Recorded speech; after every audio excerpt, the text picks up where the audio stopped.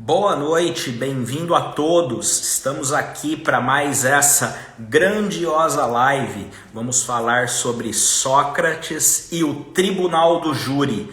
Afinal, ele foi condenado à morte e ainda assim aceitou a condenação para defender os seus valores, os seus ideais. E nós hoje nessa live, então, vamos tratar desse tema, de resgatar um pouco o Tribunal do Júri, suas bases históricas, e lembrando aí que Sócrates foi condenado e julgado por um grande tribunal de 500 jurados aproximadamente na Grécia Antiga. Então, pessoal, boa noite para quem é de boa noite, para quem vai ver a live conosco, bom dia para quem assistir também gravada. Então, bem-vindo a todos, vamos já entrar aqui com o nosso convidado, Dr. Waldner, para abordar esse tema junto aqui. Enquanto o pessoal vai entrando, eu vou aguardar 2 minutinhos para o pessoal todo mundo já chegar. Bem-vindo, Lucas,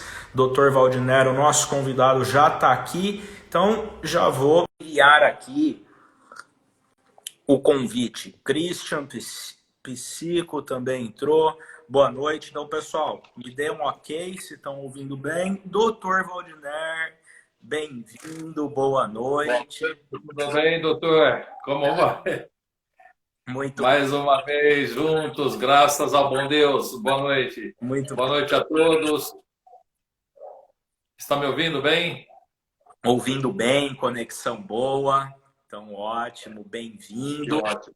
E que bom essa oportunidade de, nessa ocasião, poder estar presente com o doutor, nosso convidado especial aqui, trazendo sempre a participação com base no direito penal, para então falar hoje sobre o tema do Tribunal do Júri, mas resgatando suas bases históricas, né, doutor? Então, a proposta aqui hoje para nós, um tema de tratar de Sócrates e o seu tribunal, né? Afinal, foi julgado aí por um tribunal grande na Grécia Antiga. Então, bem-vindo, doutor. Muito obrigado, doutor. Boa noite a todos os colegas que nos acompanham, que nos dão o prazer de falar, que seja indiretamente, mas estamos falando com todos, e a alegria de estarmos juntos e agradecer ao bom Deus por nos dar a saúde, a inteligência, a vontade de estudar e pesquisar e trazer um pouco daquilo que possamos angariar, usufruir dos conhecimentos e compartilhar aos colegas. É uma grande alegria para nós, uma grande satisfação estar aqui com todos, inclusive com o Dr. Felipe. Um grande abraço a todos. Excelente, doutor. Que bom, muito obrigado. Muito me honra, né, o seu convite, a sua participação especial, sempre abrilhanta aqui, enquanto o pessoal vai chegando. Me permita até já avisar que todas as terças temos, inclusive, essa possibilidade, né, de estarmos juntos. Então, para nesse momento contribuir mais com os colegas, com a nossa proposta educacional de levar informação, né, que já desde há muito tempo vem acontecendo, e o doutor, um grande parceiro desse momento mesmo, que sempre, então, contribui. Então, para os colegas que estão aqui e quiserem participar, só deixar na agenda que toda terça-feira, 19h05, essa oportunidade de estarmos aqui com o doutor. E hoje, né, doutor, já entrando um pouco assim no nosso assunto, hoje a proposta foi ali um tanto que instigante, né? Poder trazer à tona também numa discussão, ou pelo menos tentar resgatar algo que também, né, salvo a consideração, está muito longe, né, na história, num tempo distante, mas que não deixa de ser, ao mesmo tempo, um tema de interesse, uma base. Então, a gente pode fazer essas reflexões. E a proposta, então, foi de abordar esse tema, né, do ponto de vista desse tribunal. Não resta dúvida. Doutor Felipe, veja, já há algum tempo eu venho observando, estudando o Tribunal do Júri, estudando a origem do Tribunal do Júri. O Tribunal do Júri começou lá pelos 13 mil anos atrás. Alguns pergaminhos tratam de alguns apontamentos históricos nesse sentido. E depois, com mais pontos acentuados, em 4.000, 3.000 e pouco, ou seja, 3.600 anos antes de Cristo. E hoje nós vamos falar do julgamento, ou seja, do Tribunal do Júri, em que foi submetido Sócrates, né? Veja você, é tido pelos nossos doutrinadores, nossos orientadores, em que a Grécia Antiga, ela foi e seria aí o berço do Tribunal do Júri. E na verdade, o júri ele vem com grandes discussões em tantas passagens pelo Egito, não diríamos, engasguei agora com o pensamento aquele pessoal antigo, ou seja, a antiguidade, a sociedade, o povoado, ou seja, toda aquela civilização antiga. Então, o que eu tenho hoje e gostaria de dizer, você começou dizendo que nós estamos muito longe, ou seja, estamos distante daquela ocasião de Sócrates, há 400 anos antes de Cristo.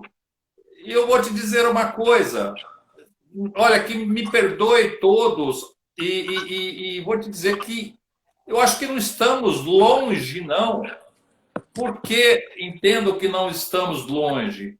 Porque se observarmos como era o Tribunal do Júri lá, como o Tribunal do Júri foi, naquela época, já instalado, instituído, não é muito diferente do júri de hoje, do comportamento humano. Então, se houve uma evolução de procedimentos, vou aqui buscar um pouco do nosso ordenamento jurídico e do nosso Tribunal do Júri. O nosso júri veio para o Brasil em 1822. O primeiro júri ocorrido no Brasil foi em 1825. O júri, naquela ocasião, no Brasil, ele tratava das circunstâncias, das coisas graves. E lá, na ocasião, o júri de Eliatas, me parece isso mesmo, o júri, ele tinha, os Eliatas, seria um Supremo Tribunal Federal, vamos dizer assim, para nós hoje aqui. Então, se reunia 501 pessoas, o tribunal era de 500 pessoas, mas eles colocavam uma a mais para ter o desempate. Então, se você começar a observar o júri de Sócrates com o júri que é da atualidade dos Estados Unidos, ou seja, o americano, não é muito diferente. O que venha a ser diferente são os procedimentos regimentais hoje aplicados. Mas, se você pegar toda a sua formalidade, se você pegar o que compõe e os passos, os atos que compõem o Tribunal do Júri, ele não se fica muito diferente de antigamente. Antigamente, o Tribunal do Júri tinha que ter uma lista de jurados, uma lista anual de jurados. E esta lista anual de jurados, ela continua hoje. Ela continua existindo, porque toda a comarca tem que fazer uma lista anual. E desta lista anual é que vai convocar determinados, ou seja, determinado número de pessoas para que sejam jurados. E esses jurados são, aqui no Brasil, em números de 25. E desses 25 tem que haver um quórum de 15. E dos 15, ou seja, dos 15 a 25, são sorteados 7 que seria aí os 7 responsáveis para decidir, responsáveis pelo veredicto. Então, se você observar que lá na época de Sócrates, o Tribunal do Júri também tinha uma lista de 6.000 pessoas, inscritas a serem jurados. Destes 6.000, eles tiravam 5.000. 5.000 dividido em 10 tribunais. Dos 10 tribunais, sobrou aí 1.000. O que este 1.000 jurados inscritos serviriam? Para suplentes. Tá, mas e aqui, na atualidade, o que existe? Existe também jurados suplentes. Ou seja, não mudou muito. E não mudou absolutamente nada as condições de se matar alguém e ser levado ao Tribunal do Júri. Mas o Sócrates não matou ninguém para ser julgado pelo júri, mas ele foi julgado pelo júri para ser morto. Tá, mas e aqui, na atualidade, nas sociedades tidas como sociedade, como que eu vou te dizer, com todo este requinte de situação elevada, de elevação, só que não tem absolutamente nada diferente da sociedade antiga. Ou seja, o júri da ocasião matou Sócrates por um julgamento político. Ou seja, reuniu-se aqueles daquela lista de 6.501 para julgar o Sócrates.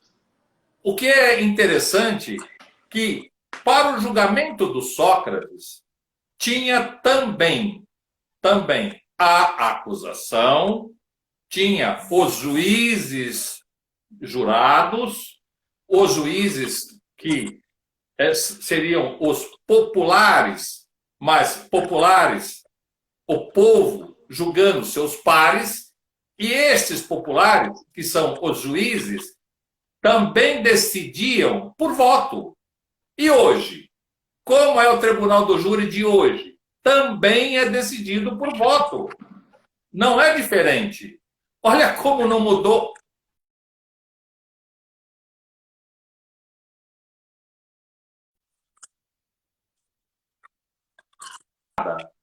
Então, veja você, eu não vejo que a humanidade evoluiu. Com todo respeito,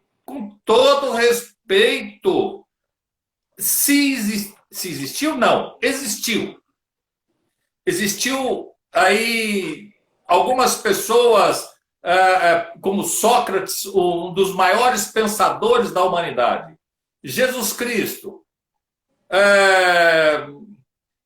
aquele outro o religioso, me esqueci o nome dele agora, da lei mosaica, Ou seja, a religião, ela acompanha a evolução da sociedade, a evolução do direito, a evolução da justiça, a evolução no tribunal do júri. Nós, inclusive, já dissemos isso aqui em outras ocasiões, que o direito, por último agora, com a civilização, ele se afastou um pouco da religiosidade. Mas a religiosidade, antigamente, ela era mais presente. Ou seja, nós estamos falando de leis regimentares, de leis que impõem como a sociedade, as pessoas em grupo, as pessoas que vivem em sociedade devam se comportar. Naquela ocasião, quando se começou lá no Egito, inscrever-se, foi lá por volta de 4.000 anos. Quando do julgamento de Sócrates, não se temos, eu pelo menos não consegui localizar que as leis aplicadas eram escritas. Leis escritas. Não cheguei a localizar isto. Mas se o julgamento foi em cima desta lei escrita, o que localizei foi que os juízes que tinham o dever de regulamentar o julgamento de Sócrates para que ele não fosse condenado, porque o julgamento dele foi político e foi simplesmente para barrar que ele continuasse a contribuir com a sociedade. Como o julgamento de Jesus Cristo também foi uma condenação esdrúxula, um tribunal um pouco diferente do de Sócrates, mas um tribunal em que julgou Jesus Cristo e julgou Sócrates para que ele parasse de aplicar as suas ideias simplesmente porque Sócrates não concordava com os deuses do pessoal que dominavam, dos dominantes, dos ricos. Ou seja, não estou aqui contra rico, pelo contrário. Eu acho que, como eu disse, continua exatamente da mesma forma os procedimentos da sociedade. Algo que nós, toda a sociedade, deveríamos ter de observância, de preocupação. Porque se deixássemos de nos preocupar em matar o semelhante gratuitamente, e sim amar o semelhante gratuitamente, nós estaríamos dando um passo na evolução. O Sócrates foi mais um que morreu para satisfazer aqueles dominantes que desejavam dominar a massa, fazer com que exista um certo controle da riqueza, controle da prova da materialidade. E uma coisa interessante, Sócrates, antes de Jesus Cristo, já sustentava a imortalidade da alma. Segundo o pesquisado, o que nós localizamos. Se ele sustentava a imortalidade da alma, é porque nós viemos de algum lugar e voltamos para aquele lugar. E aqui nós estamos com uma passagem. Então, se aqui nós enriquecemos, ou se nós matamos, ou se nós amamos, nós vamos ter lá um diferencial na nossa receptividade de volta de onde nós viemos. Então, é o que vejo Sócrates foi morto por um tribunal do júri. E para participar desse tribunal do júri, também tem um outro dado importante: havia a necessidade de que aquele inscrito para que fosse jurado tivesse 30 anos, mas que ele não tivesse dívida com o Estado. Ele fosse ilibado e não tivesse dívida com o Estado. E nós, no nosso júri atual, nós temos o quê? Em especial, falando do Brasil, nós temos uma lista de jurados. Nesta lista de jurados, as pessoas que são nelas inseridas ou sorteadas e convocadas para que possam ser jurados, a idade mínima é de 18 anos. Então, existia uma idade para os jurados lá, existe uma idade para os jurados aqui. E os procedimentos são idênticos. Como eu disse a você, se lá as leis eram escritas ou não, como aqui elas são escritas e são escritas e aplicadas. Lá foram aplicadas pelos textos dos quais verificamos, já estudamos e buscamos. Sócrates, na sua lealdade de consciência, na sua lealdade de pessoa, na sua grandeza elevada, ele não quis contrariar, ele não contrariou a acusação que ele tinha. Ele tinha por sua vez em fazê-lo. Ele poderia, inclusive, ter se safado da acusação, ou seja, safado do tribunal do júri, se ele tivesse ido para um outro lugar, fugido, desaparecido, etc., não teria sido julgado. Mas como ficaria a biografia de Sócrates? Como foi a mesma biografia de Jesus Cristo? Então, Sócrates preferiu se defender. Ele se defendeu. E como é aqui no nosso atual, nosso tribunal do júri, o acusado, ele tem o direito de se defender, constitucionalmente ele pode se defender e tem o direito de desejar não se defender. Isto é recentíssimo. Falando de Sócrates, de época de Sócrates, o que eu estou agora afirmando é recentíssimo. Então, o que o Estado agora fez?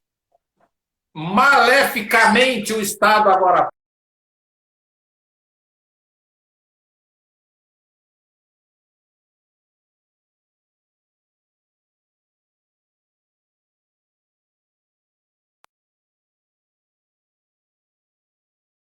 convencer os jurados, ou seja, fazer a sua autodefesa, foi o que o Sócrates fez. Ele disse que todas aquelas acusações, palavras de acusações, não são verdadeiras, não foram verdadeiras, não correspondia a ele. E ele disse, são tão convincentes que até, segundo as palavras que pesquisamos, Sócrates havia dito, quase me convenceram de que eu não sou eu. Ou seja, quase o fizeram de que Sócrates fosse realmente uma pessoa de má índole, perigosa. Tal tamanha é a habilidade da acusação. E o que acontece hoje nos nossos tribunais? O que acontece, não estou aqui defendendo que alguém deva matar e não ir para o tribunal do júri. Não estou generalizando.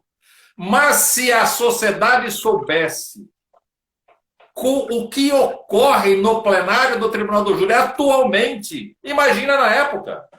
Imagina. Se na época o julgamento de Sócrates até hoje serve-nos de exemplo, imagina os acusadores de hoje, quantos são, o quanto são preparados para fazer a acusação e convencer a sua retórica, apresentar a sua história, apresentar a tese de acusação para convencer e persuadir os jurados, fazer com que os jurados condenem. Tem situações que devam ser condenadas, não precisa de esforços. Mas, na grande maioria, nem lá para o Tribunal do Júri deveriam ir. Mas o Estado não pensa assim. Não pensou na época e não pensa agora. Então, o que eu quero te dizer e dizer a todos, que não vejo muita diferença de distanciamento moral.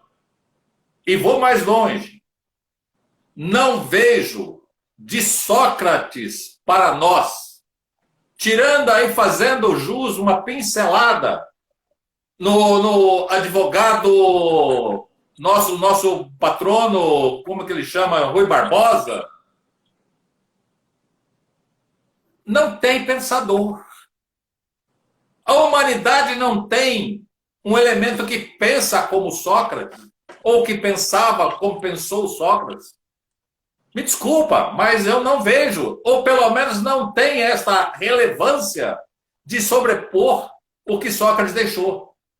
É como posso dizer também de Jesus Cristo, não vejo outra pessoa que tenha vindo na Terra após 2000 anos para se valer do título ou da personagem que foi Jesus Cristo, da pessoa que foi Jesus Cristo.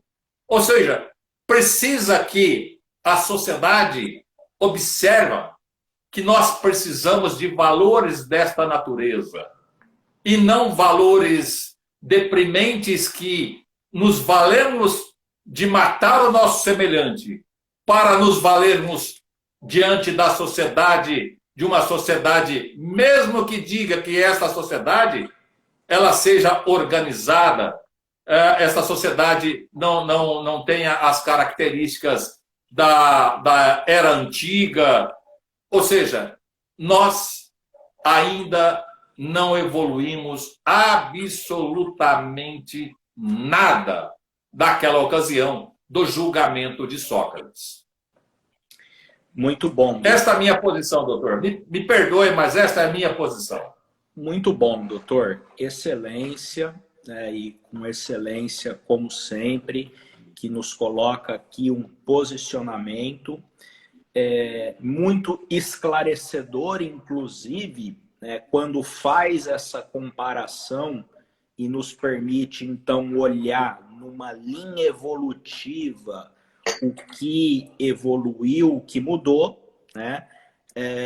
E isso até justifica ainda mais o nosso tema, que é o esforço de também mostrar, né, nossa proposta de buscar nas origens, né, que inclusive é uma máxima socrática do conhecimento, que é o conheça-te a ti mesmo.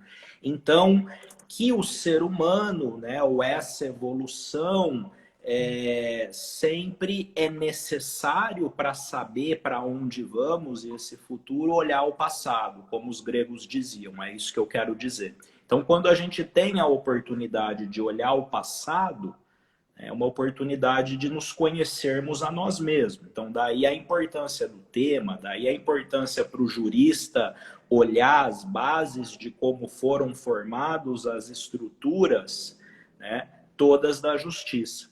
E quando a gente propôs o tema, a proposta foi olhar para essa base, né, sabendo que a cultura grega ali fundou também a nossa base, ou grande parte da nossa base. Teve, né, como o doutor colocou aqui, uma influência de também outros povos antigos que foi agregando, como ali os babilônicos, por exemplo, mas que é o fundamento da nossa cultura.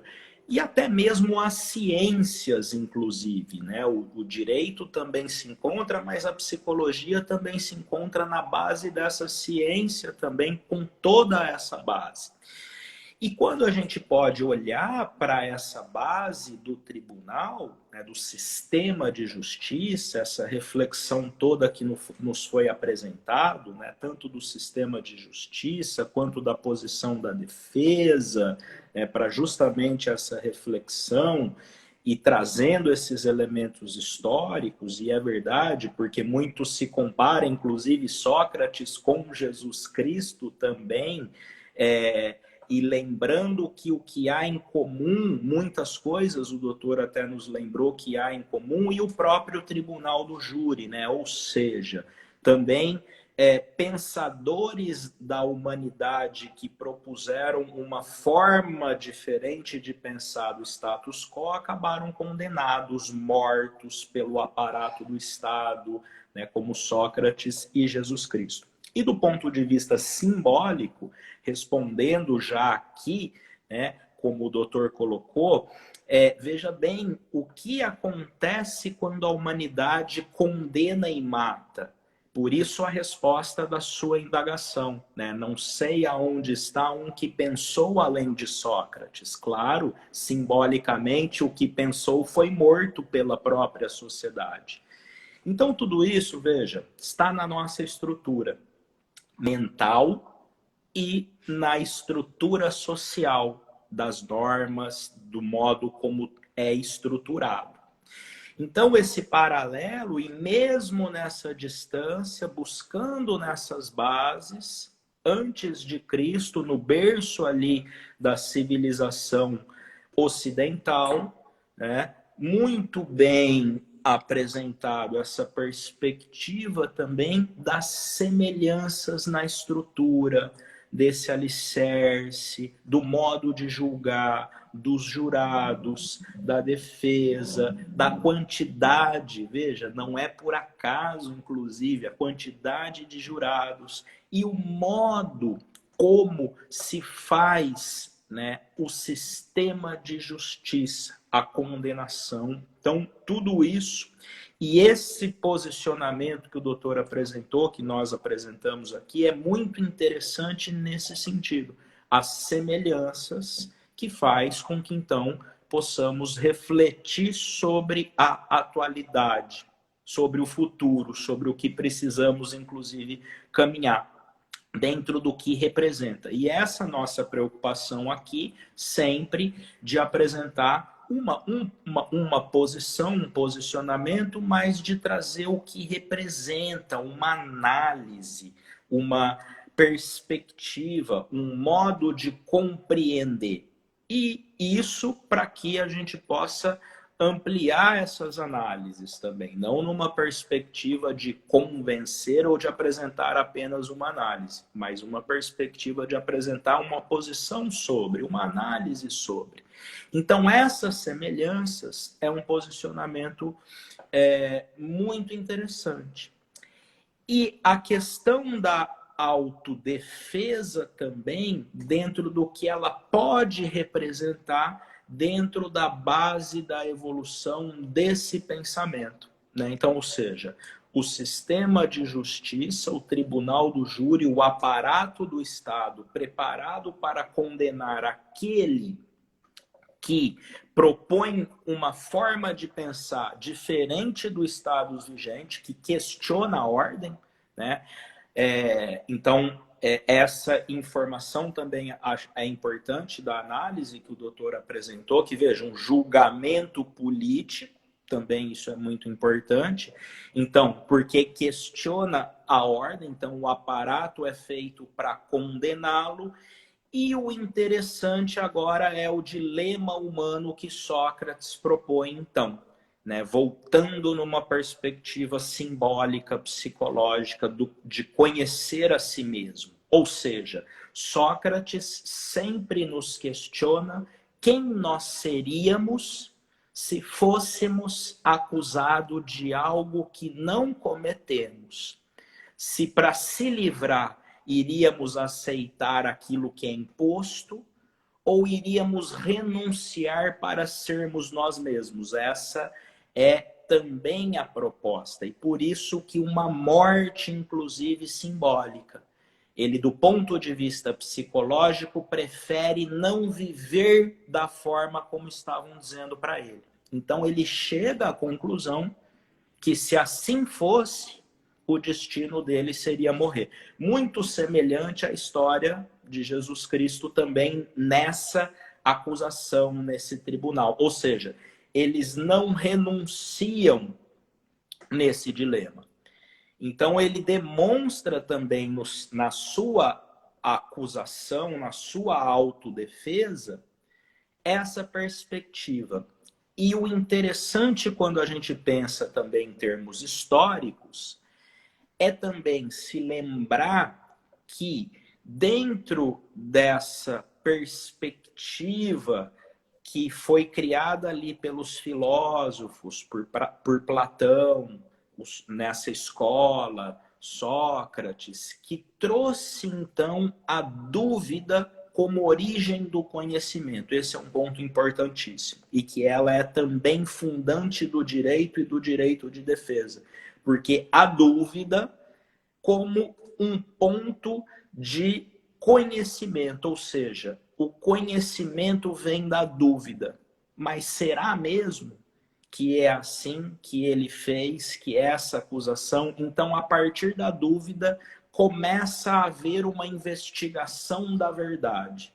E essa é a proposta, veja, que é o método socrático também, que está, é isso que eu queria dizer, o método socrático, ele está implícito em muitas matérias da ciência, inclusive o direito na busca da verdade e a psicologia e a psicanálise na busca da verdade psíquica. Ou seja, se questionando, se duvidando, se chega a uma outra realidade.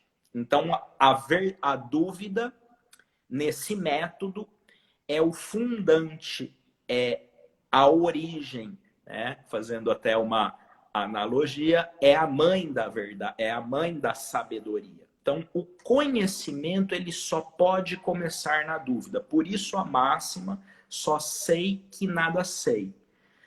Mas no método socrático, isso vai além. Por exemplo, isso significa questionar, duvidar. Então, se alguém dentro de uma sessão psicanalítica diz algo, se propõe a dúvida, porque não se sabe se é dessa maneira ou se é o modo como a pessoa está dizendo, por exemplo. Para se conhecer o que existe por trás daquela situação. E no direito de defesa, também se propõe a dúvida. Então, veja, o que eu queria demonstrar também é como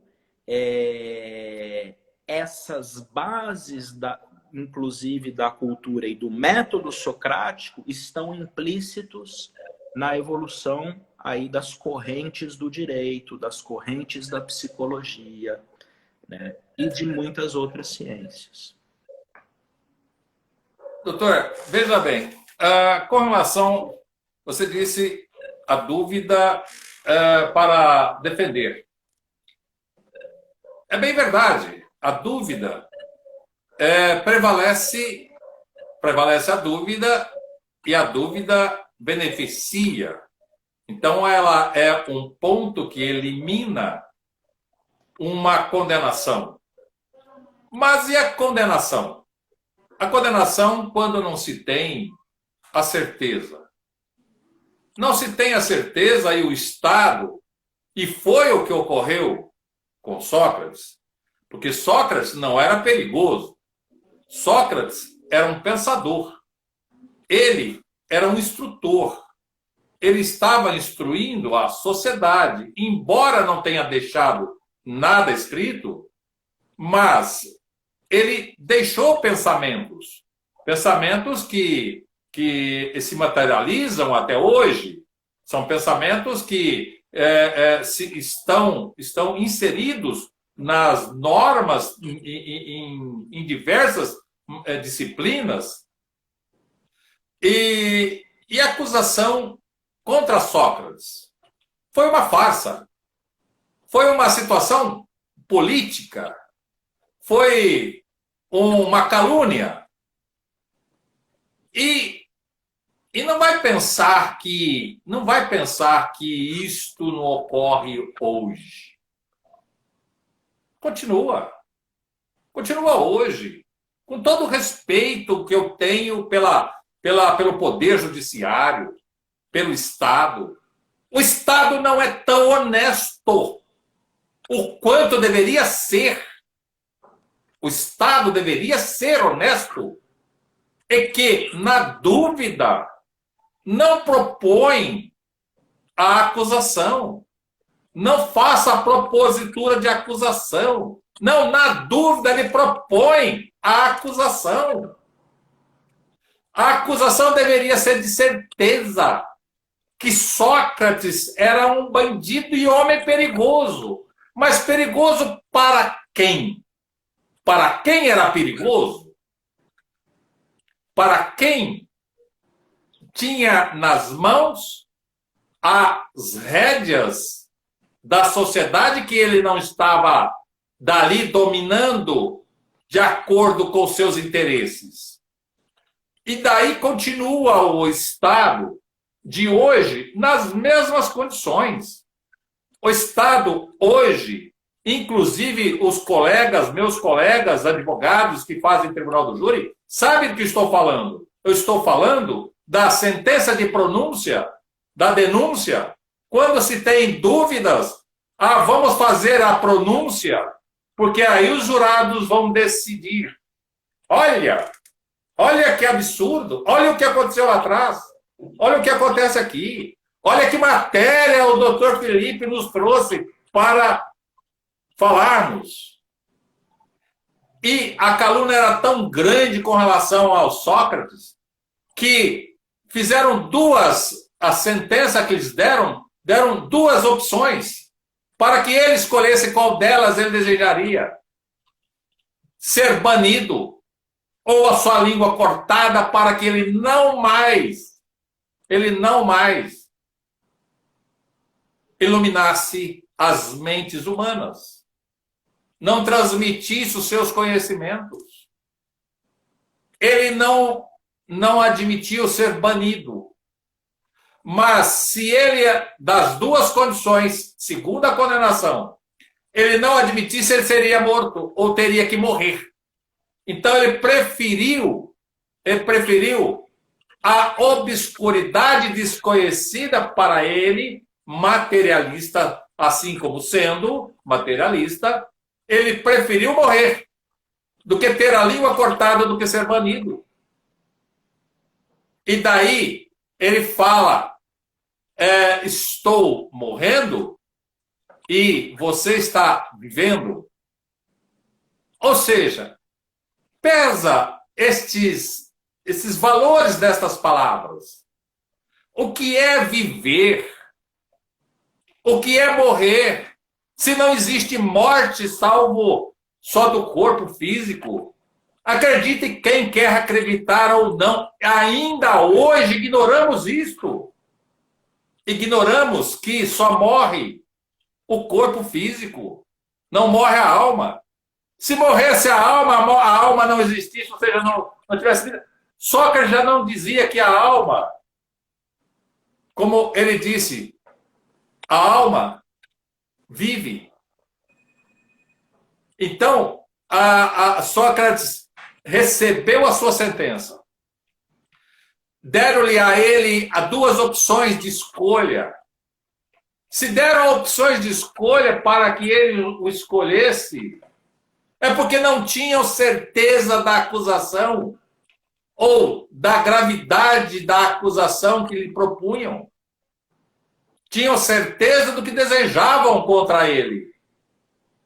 Mas do que ele teria praticado de maléfico à sociedade a chegar a esse ponto de ser julgado por um tribunal e tribunal do júri, é lamentável que ainda isto ocorra na sociedade de hoje, nesta nossa sociedade chamada de sociedade, me fugiu a mente agora, organizada, Ou seja, a Sócrates optou para morrer, dali foi preso, ficou 30 dias preso e depois tomou o veneno porque o seu carrasco determinou.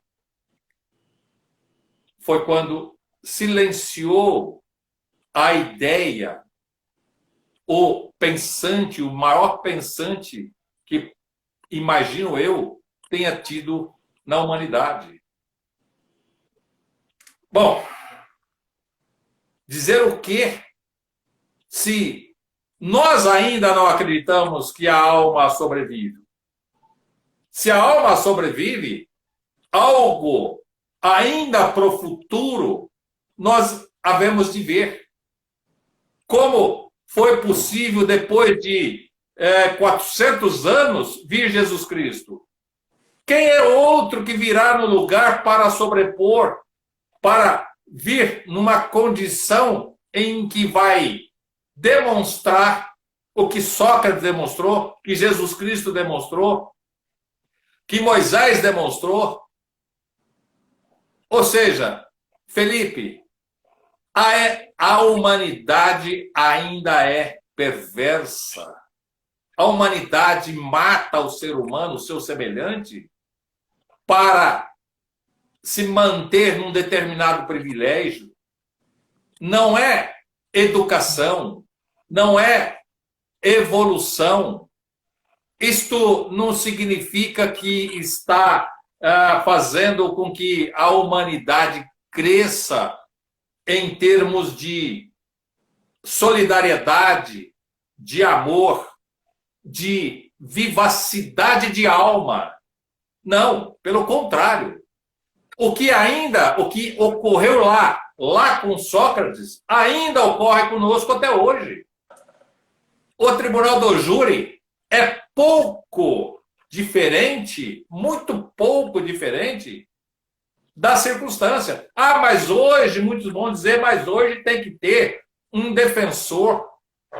Um defensor, porque o acusado, ele tem que ter a defesa para que ele seja julgado pelo tribunal do júri.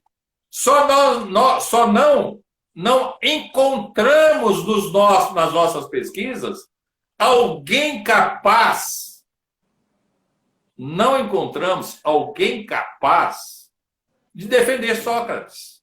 Porque a inteligência de Sócrates era muito maior de qualquer defensor, advogado que pudesse se prontificar, fazer-lhes a sua defesa.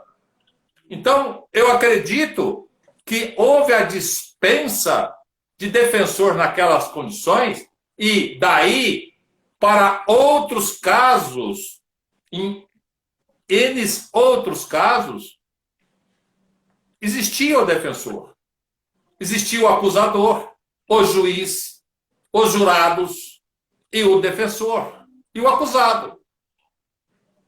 Então não é diferente absolutamente nada do que nós presenciamos ainda na atualidade.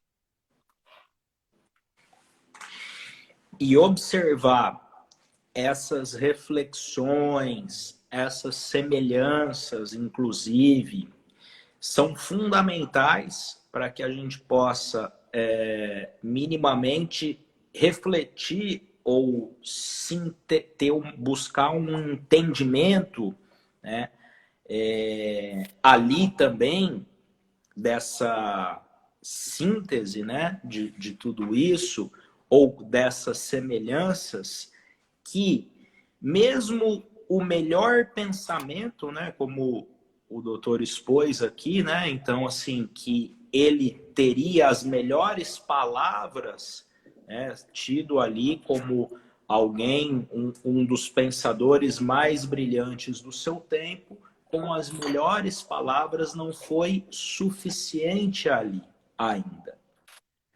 Então, se isso não foi suficiente para poder modificar uma realidade, modificar um pensamento, e quantos anos precisaram ainda para que essa situação ela possa ter sido revista ou minimamente algum tipo de mudança e algum tipo de evolução ser proposta, né?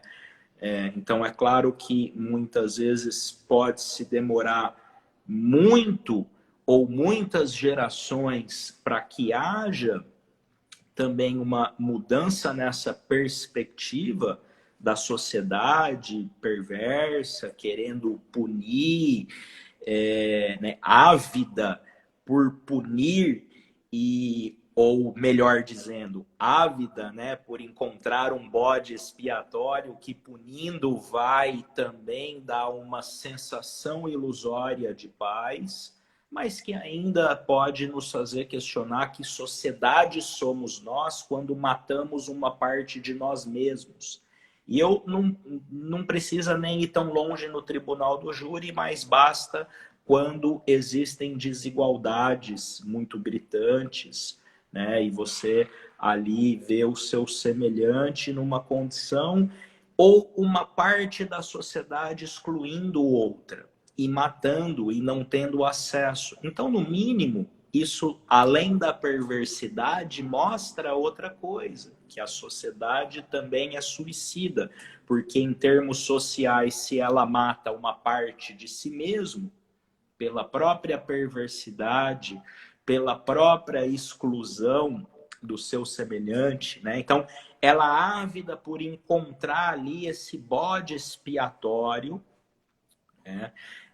E isso demonstra, né? Quanto mais uma sociedade ela é punitivista, mais rígida ela é, né? Então, o doutor também fez uma outra comparação importantíssima, que nós podemos ver, então, que no Brasil não existe a pena de morte, mas em outros países existe, e assim como no julgamento de Sócrates, é permitido Já existiu. ao Estado.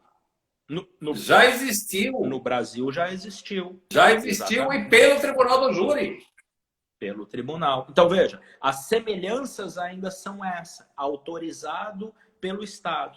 Mas se alguém dizer, mas no Brasil hoje, na atualidade, não tem.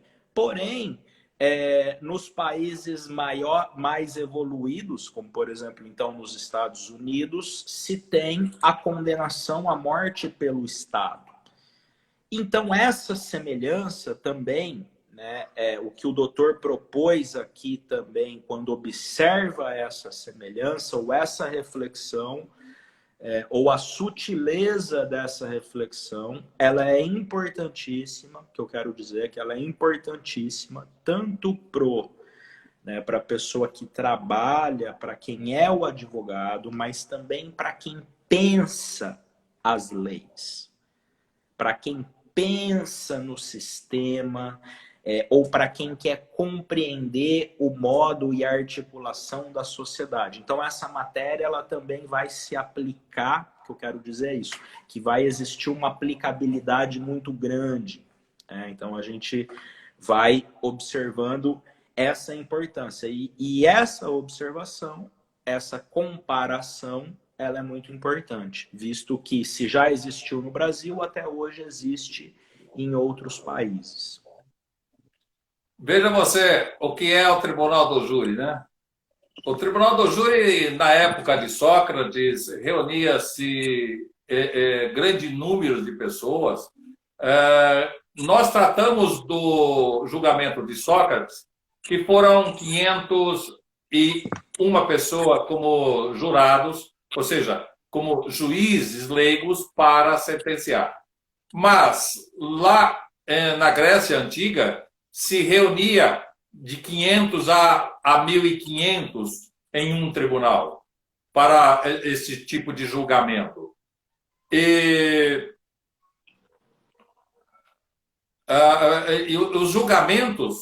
os julgamentos que eram feitos lá na ocasião eram feitos para atender, também atendia porque o julgamento era público. Olha, mais uma coincidência. O julgamento era público. Era em uma praça. O julgamento era numa praça. E sendo numa praça, ele trazia um ar de espetáculo, né?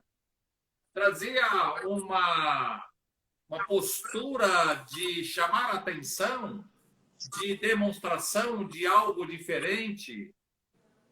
E se era um, aspas, espetáculo, crescia os olhos da sociedade ou chamava a atenção, o Tribunal do Júri de hoje. O Tribunal do Júri de hoje não é diferente. O que mais se chama a atenção, a sessão do Tribunal do Júri, enche os olhos do estudante de direito, dos operadores do direito, da mídia, da sociedade. Não é só apenas e somente daquelas pessoas envolvidas no Tribunal do Júri. Instalada uma sessão do Tribunal do Júri, olha, eu posso, ingenuamente, aqui posso te confessar. Quando eu era servente de pedreiro, acho que nunca me dei muito bem por ser servente de pedreiro, eu me apaixonei pelo Tribunal do Júri, porque eu era um servente de pedreiro e fui assistir o Tribunal do Júri. Eu vi aquele espetáculo aos meus olhos de imagens, espetáculo de palavras, de frases, como Sócrates também disse. Foram feitas, expostas frases, palavras, e eu não entendia nada. Como eu não entendi e vi que aquelas pessoas tinham uma diferença, um diferencial de tratamento e de acusações e defesas, ou seja, de trocas de frases, de palavras incompreensíveis para mim, eu quis e desejei conhecer. Eu disse a mim mesmo, como eu faço para sair de onde eu estou, de servente de pedreiro, e ser uma daquelas pessoas do Tribunal do Júri. Aí eu voltei a estudar. Aí eu dediquei aos estudos do ginásio, colegial e faculdade para chegar ao Tribunal do Júri. Então, esta é a minha história de paixão pelo Tribunal do Júri, porque o Tribunal do Júri, ele não é só visual bonito, ele é também essencial quando você, como defensor, consegue fazer com que um ser humano, um semelhante seu, não seja condenado por uma injustiça aplicada pelo Estado, uma acusação injusta praticada pelo Estado. Você pode, como defensor, com absoluta certeza e segurança, fazer a defesa, a sustentação sua de tal forma em que vá convencer os jurados de que a acusação ela é perversa. A acusação é acima dos limites necessários para o fato. Você pode conseguir a absolvição quando necessária, quando possível e aceitável de direito, e também pode conseguir uma condenação satisfatória em que o Estado vai observar o acusado, vai acompanhar a vida do acusado até que ele, de fato, seja inserido novamente no seio social, na sociedade civilizada. Então, o Tribunal do Júri é, para mim, algo que transcende, que ultrapassa os limites de uma acusação leviana, de uma acusação injusta, de uma acusação como foi feita contra Sócrates, porque Sócrates simplesmente era um pensador da humanidade e o mataram simplesmente porque entendiam que ele atrapalhava os objetivos, os privilégios que detinham aquela classe social.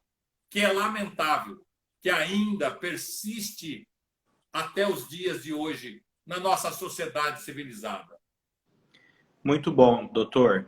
E com essas palavras, eu aproveito para a gente. Muito bom, doutor. Tá me ouvindo?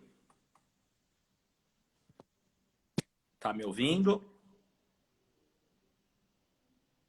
Não estão ouvindo? Nós estamos sem áudio seu. E agora? Bom, eu estou escutando perfeitamente. Não conseguimos ouvi-lo. Então, vamos encerrar. Então, faz você o encerramento. Um grande abraço a todos. Nós estamos com problemas técnicos com o doutor Felipe, mas vamos aqui também fazer as suas vezes, embora não tenho esta mesma habilidade, doutor Felipe, para agradecê-los e concluir o nosso trabalho, mas assim eu tentarei fazê-lo. Em agradecimento, em nome do Dr. Felipe, e agradeço a todos os nossos colegas que conosco estiveram e estão nos acompanhando, nos dão a honra de estar conosco. Um grande abraço a todos, até terça-feira, se Deus nos permitir. Um grande abraço. Muito obrigado.